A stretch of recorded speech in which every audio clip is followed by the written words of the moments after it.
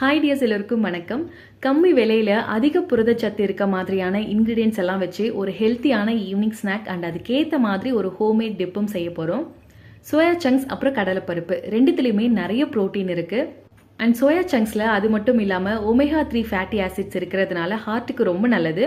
And நார்ச்சத்தும் இருக்கிறதுனால ரொம்ப நேரத்துக்கு ஃபுல்லாக வச்சுக்கும் அண்ட் ஈஸியாக டைஜஸ்ட்டும் ஆகிடும். 1/2 கப் கடலைப்பருப்பை நல்லா வாஷ் பண்ணிட்டு தண்ணி ஊற்றி 30 மினிட்ஸ்க்கு ஊற வச்சிடலாம்.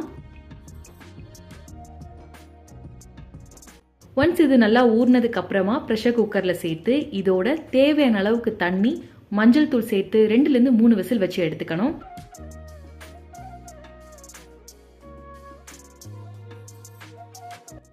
ஒரு கப் சோயா சங்க்ஸை சுடுதண்ணி ஊற்றி ஒரு 10 நிமிஷத்துக்கு சோக் பண்ணி வச்சிடலாம்.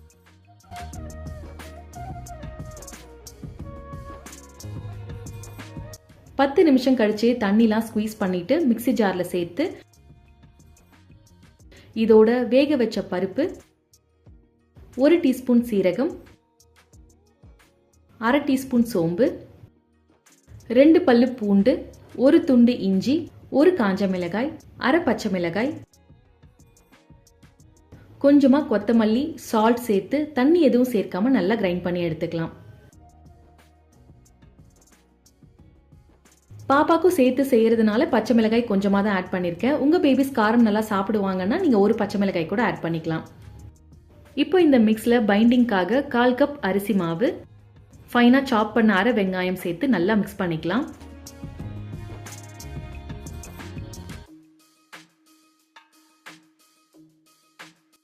கையில் கொஞ்சமாக ஆயில் அப்ளை பண்ணிட்டு கட்லட் ஷேப்பில் செஞ்சு தோசைக்கல் நல்லா காஞ்சதும் கீ இல்லைன்னா ஆயில் விட்டு எல்லா சைடும் நல்லா ப்ரௌன் கலர் ஆகிற வரைக்கும் ஷாலோ ஃப்ரை பண்ணி எடுத்துட்டா அவ்வளோதான் சோயா சங்க்ஸ் தால் கட்லெட் ரெடி.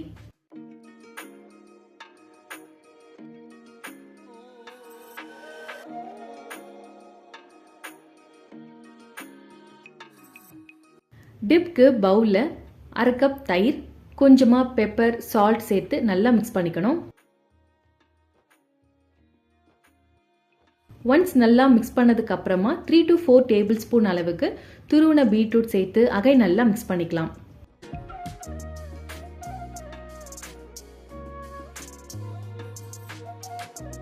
கடாயில் 1 டீஸ்பூன் ஆயில் விட்டு ஃபைனாக சாப் பண்ண பூண்டு சேர்த்து நல்லா ப்ரௌன் கலர் ஆனதும் 1/2 டீஸ்பூன் கருப்பு எள்ளு சேர்த்து தாளிச்சிட்டா அவ்வளோதான் ஹோம்மேட் டிப்பும் ரெடி. இதில் கார்லிக் சேர்த்ததுனால அதோட ஃப்ளேவர் ரொம்ப நல்லா இருக்கும். பட் இது டோட்டலி ஆப்ஷனல் தான், வேண்டாம்னா நம்ம ஸ்கிப் பண்ணிக்கலாம். சோயா சங்க்ஸ் வெஜிடேரியன்ஸ்க்கு கண்டிப்பாக ஒரு சூப்பரான ப்ரோட்டீன் சோர்ஸ். மாடரேட் குவான்டிட்டியில் வாரத்துக்கு 1 நாள் இல்லை 2 நாள் கண்டிப்பாக எடுத்துக்கலாம். பேபிஸ்க்கு வீக்லி ஒன்ஸ் கொடுக்கறது நல்லது, அதுக்கு மேலே வேண்டாம். இன்னைக்கு ஸ்பைசஸ்க்கு பச்சை மிளகாய், காஞ்ச மிளகாய் ஆட் பண்ணி செஞ்சுருக்கேன். அதுக்கு பதிலாக எங்கர் பேபிஸ்க்கு கொடுக்குறப்ப மிளகு ஆட் பண்ணி செஞ்சிடலாம். கண்டிப்பாக இந்த ரெசிபி ட்ரை பண்ணி பாருங்கள். That's it. தேங்க்ஸ் ஃபார் வாட்சிங். Bye bye.